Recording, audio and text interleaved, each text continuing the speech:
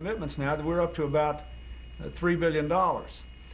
The American government will probably be called upon to do the most for long-term reconstruction. I just think of what happened, for example, when Central America was devastated by the hurricanes when I was president. We spent almost $1 billion of the taxpayers' money out of their pockets. And if I could just make one other point about that, because you asked if it was a worldwide effort.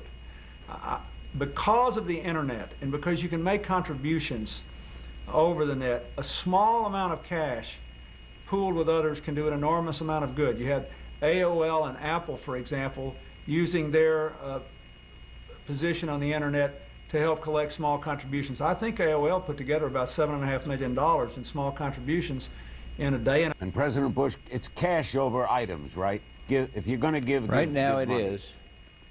Larry, right now that's true. President Clinton and I accompanied the president when he went to pay his respects. We all did, signing the books at the various four embassies of the countries that were affected. And all of them made clear that the best thing you can do is to send money at this time as opposed to goods, because there's no delivery problem. Sometimes the goods can be acquired in a neighborhood nearby, or sometimes the goods that might be sent from here might not be exactly what's needed. The medicine might be different. So we've concluded that the best thing to do is, as President Clinton said a minute ago, to give to these organizations or send it into usafreedom.gov and freedomcorps.gov and let them help distribute it. But the main thing is, it's better at this juncture to send cash, and I think they all agreed with that, the embassies.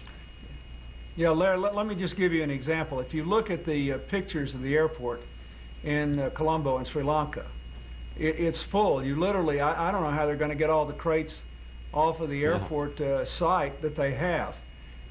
There's a wonderful Buddhist temple here in New York where the monks have been now. If he went now, he'd just be in the way. And I know he would, because, you know, you'd have to take all the Secret Service people. You'd have to take up all these helicopters that could be otherwise out there delivering supplies. And I think it's the wise decision now to send Secretary Powell and Governor Bush and the FEMA director and whoever else went, and let them look, make reports, and then provide the help that's necessary. It might be that sometime in the next couple of months he would want to go.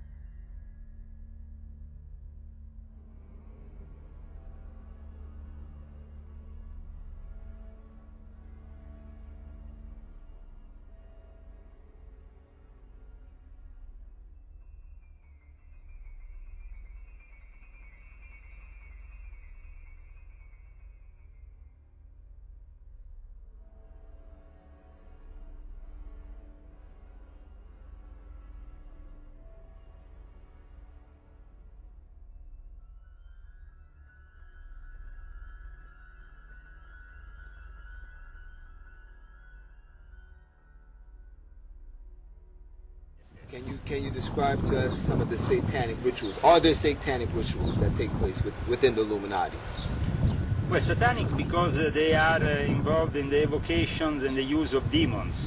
Okay. There is a reality out there which is not known to mankind still in the official world of so-called science. The most of the people involved in Freemasonry, they don't really know about this stuff. It's only if you are at the top levels and you get then enrolled in other secret societies that take their members only from the elite of Freemasonry. The elite? Yeah, and then they practice their own satanic rituals, like they do in Bohemian Grove, for example. That is because the demonic forces serve a purpose to help these people. The Vatican? No, not only the Vatican. Demonic forces are used also by the CIA, by your government, and that's what are the aliens, you know, that is conjuring up demons. And Can you say that one more time for the people? the alien myth is a cover-up for all the demonic demonology practices within the psyops and all the various MK Ultra program of the CIA and all the mind control activities. This is really demonic manifestation. Demonic manifestation. These aliens are just demons. That's why, for example, George H. Bush, I think it's Magog, one of the demons. Magog. Yeah, no? Yes. Is it Magog? Magog. I will show you the name of Magog in the list of demons that are conjured up when you are in the Illuminati. Yes. Because each one of these Illuminati takes on a name of a demon so he can get possessed by that demon and work with him in order to establish his materialistic and terrestrial power. Wow.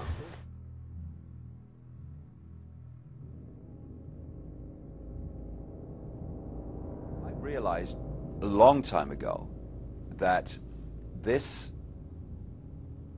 family bloodline interbreeding control system of these elite families was not just a human thing. It went beyond that into entities that are anything but human.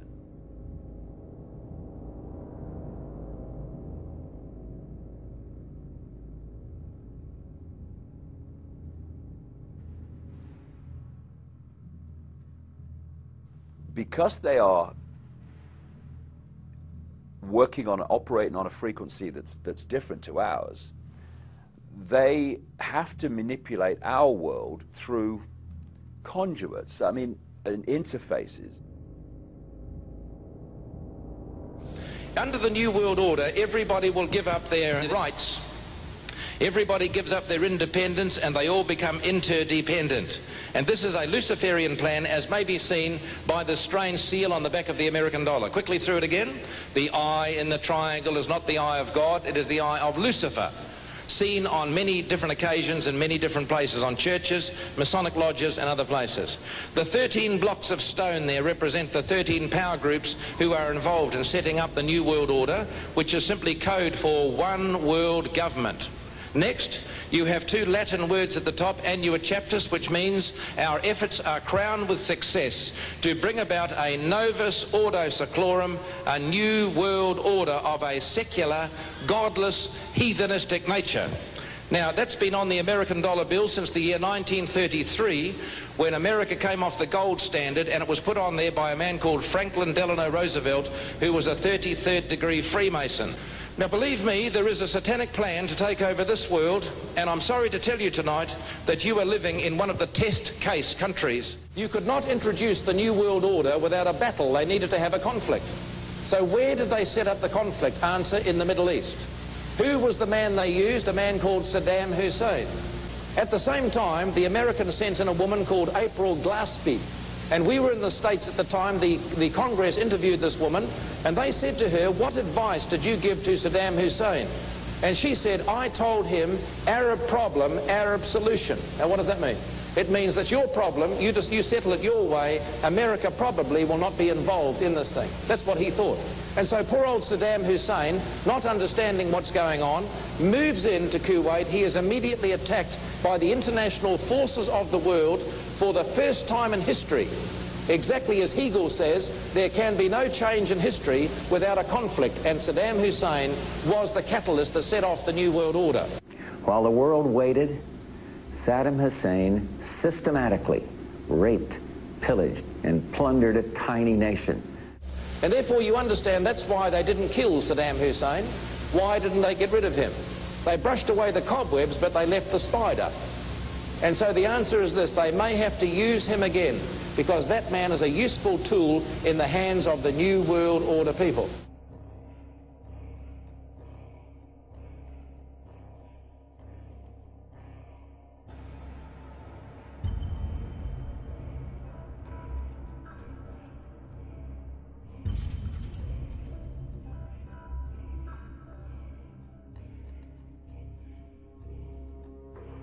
Saddam Hussein has not credibly explained these activities.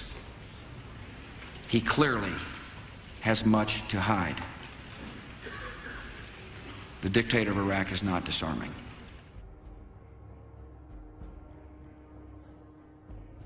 There are secrets that George W. Bush guards at least as carefully as any entrusted to a president.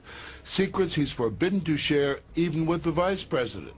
Secrets he's held ever since his days at Yale, where in his senior year, like his father and his grandfather, he belonged to Skull and Bones, the elite secret society whose members include some of the most powerful men of the 20th century.